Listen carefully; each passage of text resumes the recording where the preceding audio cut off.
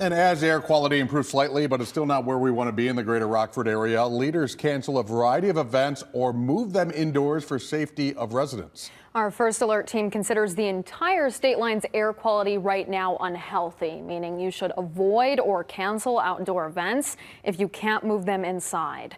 All Rockford Park District swimming pools, sporting events, and fire practices are canceled. Most playground programs are canceled as well, with the exception of Beatty and Terry Lee Wells Parks, which both move activities inside. Ski Bronx and the Rockford Rivets also cancel their events.